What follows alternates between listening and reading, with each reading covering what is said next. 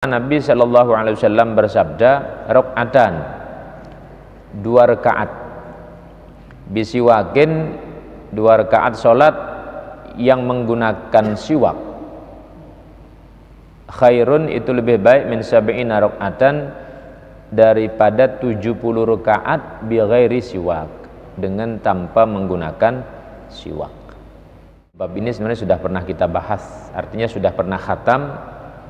Ini terulang untuk yang kedua kalinya. Namun saya mau tanya, ini berapa yang punya siwak di sini? Yang di kantongnya ada siwak? Ini padahal Pak Kepala Desanya sudah ngasih contoh ini ya. Nah, jadi perlu ini diamalkan, karena ilmu itu akan tetap menjadi ilmu, tapi akan berbuah itu ilmu kalau diamalkan. Akan berbuah itu ilmu kalau diamalkan. Ya kalau memang sebulan hilang ya beli lagi kan begitu ya. Orang beli rokok bolak-balik bisa, beli siwak enggak bisa kan ini. Beli rokok bisa. Ada orang tua kurang lebih umur 60 sekian tahun. Dia bangga, saya 3 hari, sehari 3 pak katanya. Oh bagus, saya bilang. Bagus, tapi tidak ada siwak di kantongnya. Jadi ada yang seperti itu. Ya tentu semua balik kepada ilmunya. Namun saya mengajak, setelah kita baca hadis ini, jadi mari berniat untuk mempraktekkan. Tapi jangan niat saja, ya beli beli sekalian. Ya, bisa dipesan kan, bisa juga dipesan. Emang di Celukan Bawang kan tidak ada pohon siwak. Ya mau cari di mana ndak ada. Ya cuman ya pesan kan gitu. Bisa beli.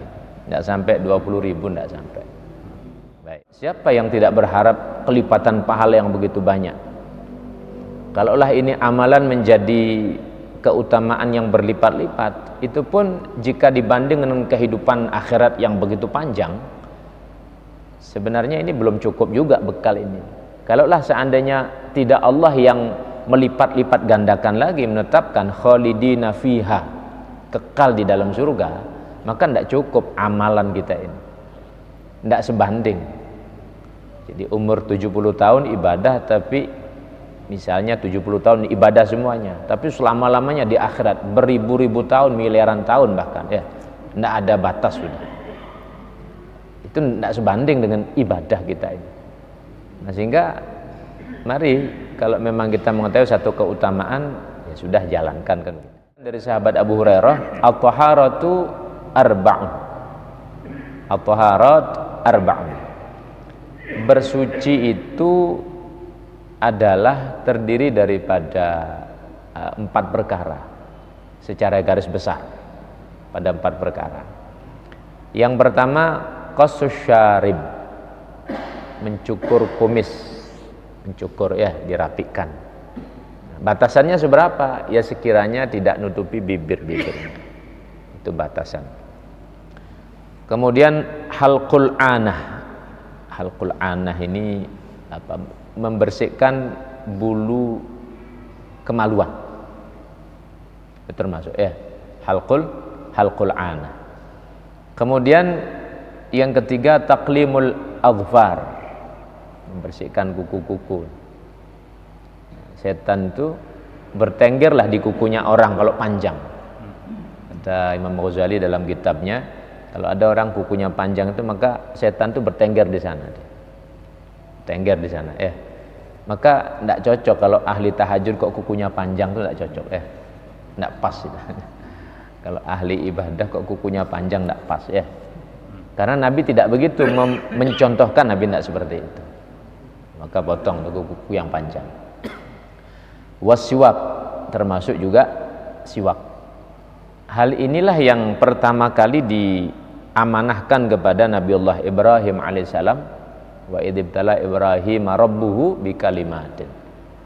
Jadi tatkala ingatlah kisah terkait dengan Nabi Ibrahim ketika diperintah oleh Allah untuk menunaikan perintah Allah tersebut. Wa idibtala Ibrahim rabbikalim fa'atammahunna, maka diselesaikan itu tugas. Tugas itu tidak berat-berat. tugas itu tidak berat-berat dikasih. Nah, Imam Tawus menyatakan dari Abdullah bin Abbas bahwa ada 5 perkara yang di bagian kepala, 5 perkara yang ada di tubuh, yang Allah perintahkan kepada Nabi Ibrahim. Yang 5 perkara di kepala itu adalah pertama bagian kepala ini ya, muka semuanya. Nah, di antaranya ini merapikan, mencukur kumis, itu yang pertama. Kemudian yang kedua adalah siwak. Jadi pertama kali yang melakukan anjuran ini adalah Nabi Ibrahim alaihissalam, yang pertama kali melakukan anjuran. Kemudian juga madmadah. Kalau kita berwudu ada masukkan air, kemudian dikeluarkan, ya, berkumur maksudnya, berkumur. Kalau difahami dengan ilmunya lalu kita praktekkan, itu pahalanya besar, keutamaannya besar. Istinsyak itu masukkan air ke hidung. Insya Allah dalam fadilahnya bab ini, kalau orang biasa masukkan air ke hidung, itu akan susah terkena penyakit migrain. Kalau versinya tukang pijat itu kan kepala taruh di bawah, kaki diangkat, itu versinya tukang pijat ya, untuk menghilangkan migrain. Tapi kalau versi agama, banyak-banyaklah istinsyak, masukkan air, sedot dia sampai ke dalam. Insya Allah terlepas dari penyakit migrain. Itu keutamaan. Sakit ya sakit, pertama kali sakit ya, apalagi banyak kotoran-kotoran, sakit memang. Tapi kalau sudah tiap wudu kita masukkan air, sedot, kemudian lepaskan lagi, nah, jadi plong ini area ini plong ya, itu menghindarkan daripada sakit kepala. Yang sering sakit kepala ya, mau sakit kepala banyak utang, mau sakit kepala dia karena sering bertengkar sama istrinya, sama saja ya. Sakit kepala apapun sebabnya, kalau memang kita usahakan sunnah ini, insya Allah ada fadilah, insya Allah ada fadilah. Kemudian farqur ra's, mencukur rambut. Ini 5 perkara yang kemudian ditunaikan oleh Nabiullah Ibrahim. Fa'atammahunna, itu sukses dilakukan oleh Nabi Ibrahim. Kemudian bagian jasad, taqlimul adhafir, motong kuku-kuku. Pernah sudah kita jelaskan di sini pada bab sunnah sholat itu, caranya kan dari telunjuk dulu, kemudian walhasil ke kanan. Perintahnya ke kanan ya, telunjuk ke kanan sampai di kelingking, ambil dari kelingking kiri kemudian ke kanan, terakhir di ibu jari kanan. Begitu prakteknya ya, cara motong kuku begitu. Kalau motong kuku kaki, dari kelingking kaki kiri ke kanan arahnya. Cara motong kuku seperti itu. Nah, semua ada tuntunannya dan semua ada fadilahnya, ada keutamaannya. Wa natful ibid, bersihkan bulu ketiak ya. Ini tempatnya bau yang kurang sedap. Apalagi habis kerja belum sempat mandi, tinggal wudu berangkat ke masjid misalnya. Nah, kalau belum dibersihi kadang tidak sedap baunya, tidak sedap baunya. Maka pentinglah pakai parfum. Pentinglah, kalau di sini kan kadang disiapi parfum depan tuh ya pakai saja, dia habisi. Yang penting jangan mau berangkat kerja ke masjid ambil parfum kemudian pergi, jangan. Tidak boleh ya. Itu parfum kalau mau sholat. Ditaruh di sini memang untuk sholat ya, pas lagi sholat pakai banyak-banyakin, tidak apa-apa pakai ya. Yang penting jangan mau berangkat kerja mampir dulu pura-pura ngambil parfum saja. Jangan ya, tidak boleh. Emang itu fungsinya untuk ibadah, fungsinya untuk ibadah. Halqul anah, termasuk juga membersihkan bulu kemaluan. Diriwayatkan Rasulullah SAW setiap 40 hari itu Nabi bersihkan. Setiap 40 hari dibersihkan oleh Rasulullah SAW. Dan semua yang Nabi lakukan tentu ada faedahnya. Bukan sekedar itu urusan kebersihan, tapi memang an-nadhafah minal iman. Kebersihan itu juga menandakan sebagian daripada kesempurnaan iman manusia. An-nadhafah minal iman. Wal khitan, termasuk juga khitan. Wal istinja bil ma. beristinja dengan air. Ini semua 10 perkara ditunaikan oleh Nabi Ibrahim. Fa'atammahunna, maka Allah katakan qala inni ja'iluka lin-nasi imama. Aku jadikan engkau sebagai pemimpin seluruh manusia.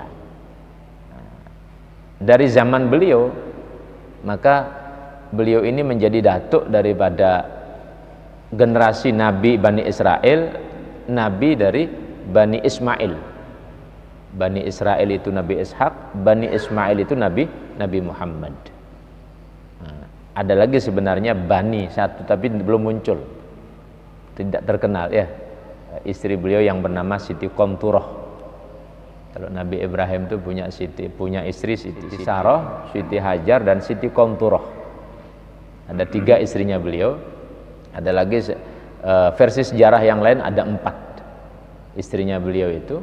Nah, kalau Siti Sarah ini melahirkan Nabi Ishak, Siti Hajar melahirkan Nabi Ismail, Siti Qonturah yang melahirkan daripada bangsa yang ada di Asia Tenggara, termasuk kita ini. Mungkin ya termasuk kita ada jalur ke sana, wallahu a'lam. Jadi Asia Tenggara termasuk Indonesia ya, termasuk Siti Qonturah. Jadi ada jalurnya itu. Minimal wali-wali Allah Subhanahu wa taala yang memang Allah tunjuk. Nah, jadi disempurnakan oleh Nabi Ibrahim, qala inni ja'iluka lin-nasi imam. Aku jadikan kau sebagai pemimpin, kata Allah Subhanahu wa taala. Maka yang pertama kali mencukur rambut Nabi Ibrahim. Pertama kali yang mencukur kumis Nabi Ibrahim. Pertama kali yang berkhitan, khitan proses normal maksudnya ya, Nabi Ibrahim. Kalau nabi-nabi yang lain kan memang terlahir dalam keadaan dikhitan. Nabi-nabi yang lain terlahir dalam keadaan dikhitan. Uban yang berlaku pada Nabi Ibrahim, tumbuh uban. Pertama kali tumbuh uban itu Nabi Ibrahim. Maka tatkala Nabi Ibrahim tumbuh uban bertanya, "Ma hadza ya Rabb?" Ini apa ini, kok ada putih sendiri di rambut ini? Hadzal waqar. Ini adalah kematangan. Ini adalah kemuliaan. Maka kemudian Nabi Ibrahim mengatakan, kalau begitu tambahkan kemuliaan kami ya Allah. Bertambahlah ubannya banyak. Jadi uban itu menandakan satu kematangan, kemuliaan seseorang bagi orang-orang beriman. Maka orang beriman yang faham itu pantang dia mau semir ubannya, tidak mau dia semir ya. Karena itu satu kemuliaan di sisi Allah Subhanahu wa taala. Tidak mau dia semir itu. Bahkan kalau semir hitam ya kita sudah maklum, sudah paham haram hukumnya kan gitu. Haram hukumnya kalau semir hitam dipakai. Mau dipakai di kumis, mau dipakai di rambut, mau dipakai di jabang, mau dipakai walhasil pakai semir hitam haram hukumnya. Tidak boleh ya. Baik. Kemudian wa qala sallallahu alaihi wasallam, tasawwaku fa inna siwak matharatun lil fam mardatun lirrabb. Bersiwaklah kalian karena sesungguhnya siwak itu adalah mensucikan, membersihkan daripada mulut ini dan menjadikan Allah ridho. Al-Quran jalannya kan mulut itu ya. Jalan Al-Quran itu mulut. Nah, jangan sampai jalan Quran ini kita baca Quran maksudnya dalam keadaan belum kalau sekarang sikat gigi, tapi tetap afdal tetap pakai siwak ya. Jangan sampai bau baca Quran. Nah, jadi usahakan gunakan, maka perlu didampingi terus kalau kita baca Quran pakai siwak. Karena ini jalannya Quran. Maka jangan sampai jalan Quran ini tidak enak baunya, tidak enak baunya. Sehingga pakai siwak itu. Nah, jadi menjadikan Allah ridho kepada kita manusia, orang-orang yang menggunakan siwak. Tasawwaku fa inna siwak matharatun lil fam mardatun lirrabb. Wa qala sallallahu alaihi wasallam sittatun min sunanil mursalin. Mursalin berarti keseluruhan ya, para nabi-nabi itu. Para nabi-nabi, para utusan. Rasul itu berjumlah 313 rasul. 313. Kalau nabi 124.000. Nah, di antara apa yang menjadi tradisi mereka, nah ini perkara ini yang kita bacakan, sittatun min sunanil mursalin. Nah, lepas daripada 6 perkara ini. Yang pertama al-haya, adanya rasa malu. Nabi itu, para nabi rasa malunya itu besar. Malu ketika bermaksiat, malu ketika melanggar perintah Allah tentunya, ya. Rasa malunya itu besar. Tapi bukan berarti juga cemen, bukan, bukan berarti juga lebay, bahasa anak-anak sekarang. Bukan berarti lemah. Kalau urusan ketegasan, tegas. Maka berapa banyak tantangan, misal Nabi Yahya itu disembelih karena apa? Urusan ngelawan pemerintahan, sampai jaminannya disembelih. Itu Nabi Yahya. Semasa dengan Nabi Isa itu Nabi Yahya itu disembelih karena urusan apa? Urusan perempuan. Ada seorang raja pingin ngawini anak tirinya, lalu kata si perempuan ini, saya tidak mau kawin sama anda. Ada hukum yang melarang. Siapa yang melarang? Itu Nabi Yahya itu. Kalau memang anda ingin menikahi saya dengan leluasa, itu hilangkan dulu fatwa itu. Maka tidak panjang lebar, syaratnya kepalanya Nabi Yahya itu sebagai maharnya. Maka namanya raja zalim, ya sudah, berangkat dicari Nabi Yahya, dipenggal. Itu Nabi Yahya. Artinya ada perjuangan yang dilakukan. Tapi kalau terkait rasa malu, malunya besar para nabi. Malu kalau bermaksiat. Tapi kalau tegas mereka itu. Abahnya pun juga sama, Nabi Zakaria sama juga, ya. Nabi Zakaria juga dibunuh juga itu. Dan para nabi-nabi yang lainnya. Memang begitulah tantangan seorang nabi. Tantangan seorang nabi dan para wali-wali juga sama. Nabi SAW menyatakan iman ini punya baju, perhiasan, punya buah. Perhiasan iman itu adalah rasa malu. Jadi wazinatul haya. Pada bab sebelumnya kalau tidak salah kita bahas, ya.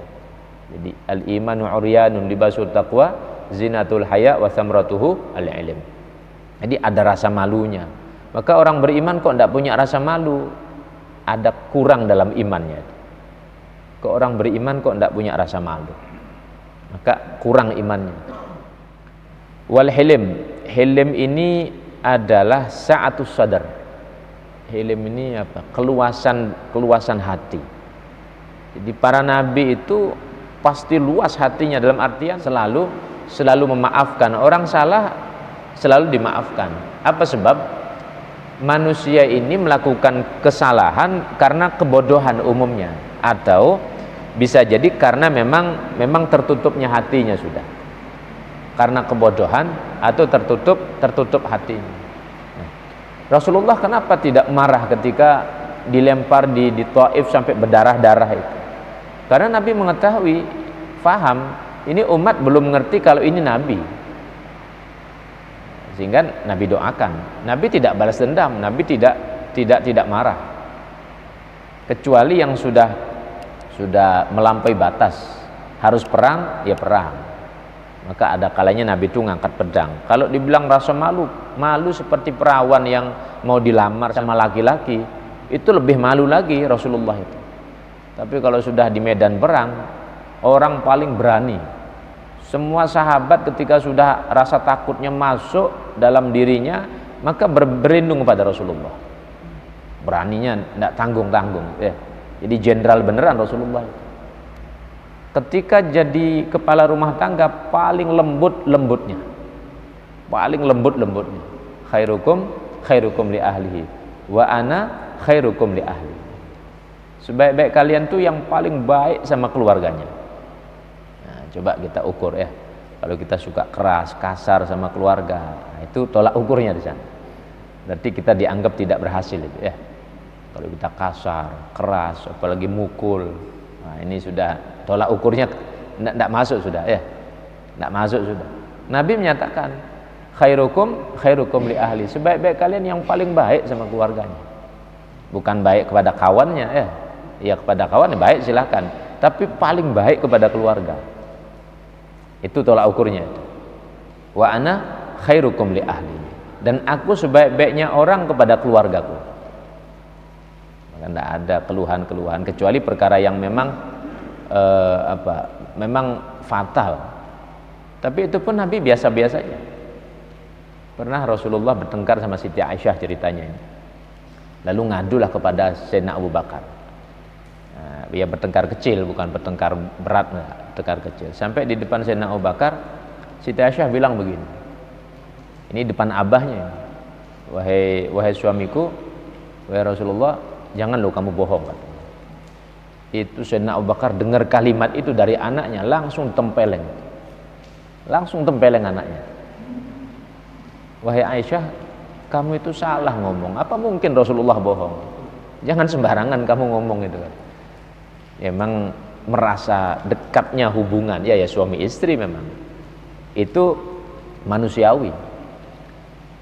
Lalu ketika Sayyidina Abu Bakar menampar Siti Aisyah, Nabi kemudian Siti Aisyah mendekat pada Rasulullah, berlindung kepada Rasulullah. Lalu Nabi bilang pada Sayyidina Abu Bakar, wahai Abu Bakar, wahai sahabatku, wahai mertuaku, aku tidak mengajarkan engkau untuk demikian. Ya enggak apa-apa dia berargumentasi seperti itu katanya. Jadi Siti Aisyah merasa ketakutan karena dilihat ini kok abahnya tumben-tumbennya marah sampai nampar begitu. Ya tentu sikap itu dilakukan oleh Sayyidina Abu Bakar karena enggak terima juga. Masa Nabi dibilang bohong? Masa Nabi dibilang bohong? Katanya. Awas kalau kau berbohong katanya. Yang benar kalau ngomong sama abahku katanya. Padahal memang dia yang salah, Siti Aisyah yang salah waktu itu. Lalu kemudian ini menjadi kisah hikmah. Artinya begitulah Rasulullah SAW. Jadi khairukum li ahli. Sebaik-baik kalian yang paling baik pada keluarganya, dan aku adalah orang yang paling baik kepada keluargaku. Itu Rasulullah SAW. Jadi al-hilim, hilim itu adalah sa'atus sadar. Jadi lapangnya dadanya, lapang dada. Jadi gampang memaafkan. Ya orang salah maklum namanya orang salah. Kiai salah ya maklum namanya manusia, kan bukan malaikat. Ustadz salah ya maklum. Istri salah maklum, Anak kita salah ya maklum. Suami dari para istri-istri suaminya salah ya maklum. Jangan mendudukkan orang seperti malaikat, tidak boleh salah. Ya namanya manusia kan harus boleh salah, Sudah menjadi fitrahnya mahal khata' wan nisyan, tempatnya salah dan lupa. Jangan dudukkan orang tuh seperti malaikat. Karena kalau dudukkan orang seperti malaikat, kita akan nuntut lebih saja. Sedangkan kalau disejajarkan dengan diri kita, lalu kita tuntut balik begitu, kita pun juga kan tidak sempurna. Maka tidak bisa kita main tuntut berlebihan. Ya sekemampuannya, sekemampuan. Al-hilim wal hijamah. Hijamah itu bekam. Jadi bekam. Nah, ini termasuk sunnahnya yang diajarkan oleh Rasulullah. Kalau kita praktekkan, insya Allah ada faedah. Ada dua sunnah yang diajarkan kaitan dengan pengobatan. Apa namanya itu? Kai itu ya. Nempeli besi di kaki itu. Apa namanya? Dicap ya, apalah istilah namanya ya. Ya. Itu Nabi melarang itu. Sekarang Nabi melarang. Tapi untuk bekam, itu tetap dianjurkan. Tetap dianjurkan. Nah, hikmahnya memang darah-darah kotor yang memang mengalir, yang nanti kalau didiamkan akhirnya jadi stroke, jadi macam-macam, itu dikeluari itu. Itu harus dikeluari. Tiap bulan bagus, Tiap bulan keluarkan sudah itu. Ngapain nyimpen penyakit? Kalau emang ada caranya kita mengeluarkan penyakit dengan cara bekam, ya lakukan bekam. Jadi menghilangkan penyakit-penyakit. Termasuk sunanul mursalin. Kemudian wasiwak. Siwak, termasuk yang kita bahas pada bab ini. Wa ta'attur, dan juga memakai wangi-wangian. Memakai wangi-wangian. Wangi-wangian itu sebenarnya tidak mahal ya. 15.000, 10.000 dapat. 10.000 dapat ya. Kalau kita mau beli botol-botol kecil ya pakai saja. Di rumah kita pakai, mau bekerja kita pakai, ke masjid terutama kita pakai wangi-wangian. Karena malaikat tuh senang dengan wangi-wangian itu. Malaikat tuh senang dengan wangi-wangian. Wa kasratul azwaj. Termasuk banyak istri. Banyak istri termasuk tapi ini sunnah, kalau tidak bisa ya jangan nanti jadi masalah besar nanti kalau tidak mampu mengelola. Kalau mampu mengelola, ya boleh-boleh saja ya. Nabi Daud itu istrinya berapa ya? Oh, ya. Pak Ji tahun. Ya, 99 tambah satu lagi yang bermasalah. Maksudnya dipermasalahkan ya. Nah, yang kemudian malaikat datang menggambarkan kalau orang punya 2 orang datang, yang satu punya 99 kambing, yang satu punya 1 kambing. Ngadulah kepada Nabi Daud, malaikat ini. Yang satu bilang, wahai Daud, aku ini ingin minta keadilan. Itu 1 kambing tuh mau aku beli katanya. Kamu punya berapa? Aku sudah punya 99. Argumentasinya menang dia. Terus yang satu lagi, yang punya 1 bilang, ini sebenarnya satu-satunya punya saya. Cuman karena dia banyak uang dia mau beli. Nah, tapi saya kalah ya. Kalah kalah bersaing, kalah berdebat, maunya diambil 1 kambing ini kata. Lalu Nabi Daud mendapatkan pelaporan seperti itu. Nabi Daud membijaksanai, ya menang yang argumentasinya lebih unggul. Akhirnya dimenangkan ya, dimenangkan ya. Nah, lalu setelah dimenangkan, Nabi Daud ditegur. Ini sebenarnya pelajaran untuk engkau. Ada salah satu umatmu ini senang dengan wanita ini. Lah engkau ini sudah punya 99. Tapi engkau mau ambil lagi yang 1 ini. Ya tentu kalah bersaing. Engkau nabi, yang ini umat, kan kalah dia bersaing. Yang engkau nabi, dia umat. Ya mertuanya pasti milih nabinya. Apalagi Nabi Daud presiden juga waktu itu. Presiden juga itu. Akhirnya Nabi Daud menyadari bahwa itu teguran untuk pribadinya. Maka menyesal dan bertaubat kepada Allah Subhanahu wa taala. Nabi Daud, nabi banyak istrinya.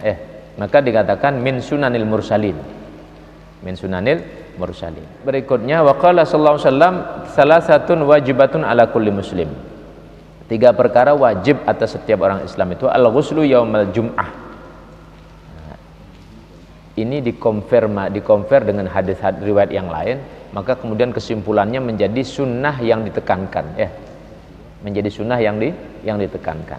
Ada 3 perkara. Yang pertama al-ghusl yaumal jum'ah, mandi pada hari Jumat. Mandi pada hari Jumat. Yang kedua siwak, yang ketiga masutib, menggunakan wewangian. Ini ada penekanan untuk melakukan. Kenapa khusus pada hari Jumat? Karena memang ada kewajiban setiap orang Islam yang memenuhi syarat harus ke masjid. Mau ndak mau kan begitu. Kalau sholat biasa kan yang mau ya berangkat, yang ndak mau ndak berangkat. Nah, walaupun kalau hukum fikihnya ada yang mengatakan wajib ain, ada yang mengatakan fardu kifayah, ada yang mengatakan sunnah muakkadah. Tapi kalau Jumat ketika terpenuhi syarat wajib dia datang.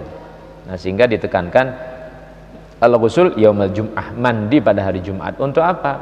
Supaya badan bersih. Karena mau berkumpul dengan banyak orang. Kalau misalnya tidak bersih badan kan kurang sedap, mengganggu yang lain. Nah, sehingga ada penekanan dalam masalah. Wa qala sallallahu alaihi wasallam tayyibu afwahakum bisiwak fa innahu tariqul Qur'an.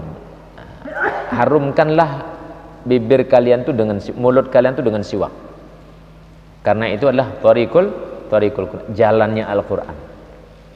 Maka ketika Al-Qur'an keluar dari lisan kita itu supaya indah ya. Beda. Coba kalau kita ngaji pakai siwak. Di gigi kita pakai ya, kemudian di lidah dipakai. Itu bersih. Nah, cuman nanti kalau sudah ini bersihkan lagi, bawa ke kamar mandi atau kemana dicuci ya. Nah, nanti kamu sholat lagi pakai lagi. Nah, jadi adalah jalannya Al-Qur'an. Jadi menggunakan siwak itu. Sudah pada tahu caranya pakai? Apa sudah pernah diajari belum? Caranya jadi caranya di depan begini. Jadi ini megangnya begini, megangnya. Nih, megangnya aja diajari caranya. Jadi megangnya pertama jadi 3 kali, 1, 2, 3, kemudian putar angka 8. Gitu ya. Jadi putar angka 8 begitu. Caranya begitu ya. Nah, jadi ini kemudian putar angka 8. Nah, ya. Seperti itu caranya itu. Nah, itu diajarkan oleh para ulama juga untuk kehati-hatian, karena kalau asal-asalan main sogrok-sogrok luka bisa jadi ya. Kalau sogrok-sogrok saja luka nanti. Nah, kalau diajari caranya, diajari caranya. Makanya beli dulu nanti biar bisa praktek. Nanti kalau pakai kayu ya kan apa namanya kasar sakit nanti. Beli dulu siwaknya. Kalau sudah beli nanti praktek bisa sudah. Ya. Wa qala sallallahu alaihi wasallam rahimallahu al-mutakhallilin min ummati fil wudu' wa ta'am. Allah Subhanahu wa taala merahmati. Kalau ini jaminan-jaminan ya. Kalau Allah itu rahmat itu berarti sukses sudah. Seperti terkait dengan makan. Nah, jadi innallah la yarda 'anil 'abdi idza akalal aklah fayahmaduhu 'alaiha. Allah itu ridho. Kalau sudah Allah ridho kan beres urusan ya. Bahkan kalau Allah ridho itu jaminan itu berarti kekasihnya Allah itu. Kalau Allah itu ridho ya. Kalau diridhoi oleh Allah jaminan itu. Apa prakteknya? Kalau dia minum alhamdulillah. Tapi sadar betul ya. Ini Allah kasih ini. Bisa minum dia. Habis dia makan alhamdulillah. Jadi dia makan fayahmaduhu 'alaiha. Dia makan lalu mengucapkan hamdalah. Ini jaminan Allah ridho. Termasuk di sini kalimatnya rahimallahu. Allah merahmati. Kalau Allah sudah rahmat, berarti sukses hidupnya orang. Yang dicari rahmat ridhonya Allah. Itu dua perkara itu. Rahmat dan ridhonya Allah. Itu dua perkara itu dicari oleh manusia itu. Kalau orang sudah dirahmati, orang sudah diridhoi, apalagi yang kita mau butuhkan? Tidak ada sudah. Itu hidup dunia akhirat nikmat sudah hidup. Kalau sudah dirahmati oleh Allah Subhanahu wa taala. Di antara sebab rahmat itu adalah al-mutakhallilin. Menyela-nyelai dalam wudu dan dalam sholat. Kalau wudu yang disela-selai rambut ya, ketika kita berwudu, tangan disela-selai ya. Kemudian kalau ada jenggot disela-selai dia, begini nyela-nyelai ya. Kemudian kaki disela-selai ya. Allah merahmati orang-orang yang melakukan hal tersebut. Tampaknya remeh, tapi kalau kita lakukan itu sumber rahmatnya Allah di sana. Kunci rahmatnya Allah ada di sana. Wa ta'am, dan juga di saat makan. Maksudnya membersihkan makanan. Kalau habis makan itu dibersihkan. Ini terkait dengan sholat. Kalau kita habis makan ada selilitan misalnya, lalu sholat tidak khusyuk, bersihkan dulu itu. Pakai lidi kecil tuh ya. Pakai semat tuh ya. Nah, diselai. Habis itu sikat gigi. Habis itu pakai siwak sudah ya. Allah merahmati orang-orang yang melakukan hal tersebut. Habis makan pagi sampai sekarang masih nyangkut di sini. Belum sikat gigi juga ya. Nanti tidur besok udah enak baunya. Udah enak baunya ya. Apalagi makanan-makanan yang memang sedikit sudah cepat membusuknya dan berbaunya. Qala sallallahu alaihi wasallam ma zala Jibril yusini bisiwak hatta khasyitu an yadradanna asnani. Nah, malaikat Jibril itu mewasiatkan kepadaku pakai siwak sampai aku khawatir gigiku rontok, kata Nabi. Dari penekanannya nyuruh untuk menggunakan siwak. Sampai aku khawatir jangan-jangan gigiku rontok, kata Rasulullah. Artinya ada penekanan yang keras. Sehingga kalau kita sudah pahami ini, maka sekali lagi saya pesan ya besok beli gitu ya. Besok belilah ya. Ya besok 2 hari lagi. Ya kalau memang bisa besok. Sholatnya kan sekarang enggak mungkin beli, di mana mau beli malam ya. Atau nanti malam bisa pesan di itu? Online ya. Nah, bisa. Oh, Pak Haji Majer. Nah, kan bisa. Suruh nyicil. Nyicil sebulan tuh sudah murah-murahnya sudah ya. Nah, jadi beli pakai ya. Jangan tidak diamalkan, niat diamalkan, beli ya.